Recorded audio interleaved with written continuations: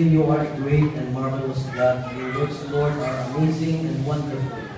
And thank you, Lord, for we know that you are the source of life.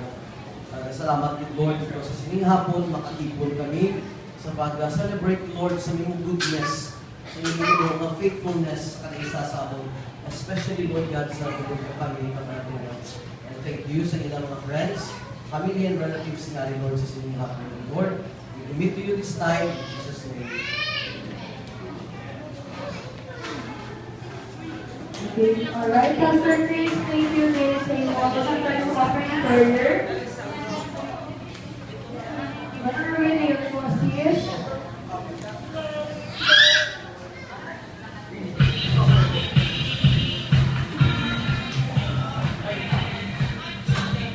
Okay, it is indeed a blessed day for our birthday celebrant, Daniela Marie. Before we go on to our proper program, we will give this time of minute to Pastor Chris to give his dedication to our birthday celebrant, Daniela Marie. Sige, mo yung hapon. Masyadong ko tumubusan mo yung English. Yung sige ko English, kaya yung lang pila tayo. Pero salamat din sa Ginoo kay after all those years, no? At last na yung gitman ang dedication sa English sa bata nila. Kaya actually, ang iyang pamilya, hindi malayo man para sa akin kay alam close kami sinyarin sa time na nakauptanay kami sa may school up to present. Kaga upod sa nga bala, sa nga kapataan.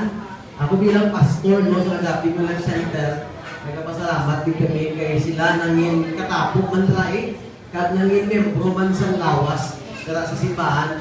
Ako personally, makasilingin ko yan na kung hindi man tungod sa pamilya ng Daimay, no, makasurvive man yapon ng simbahan, kat makasigisili. Galing kay nung nag-aspas namin pag-ibig, sa aral siya ng iya bilog na pamilya. Pagka sa sining hapon, tandaan tanong, hindi iya kay ako ang ma-dedicate sa nila bata. Ako ang tanang perception nga ang pastor ang mo ang ma-dedicate sa bata. Hindi. Ako lang yung officiating minister.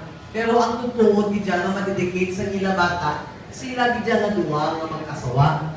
Hindi iya kay ako. Actually, sa Bible, nila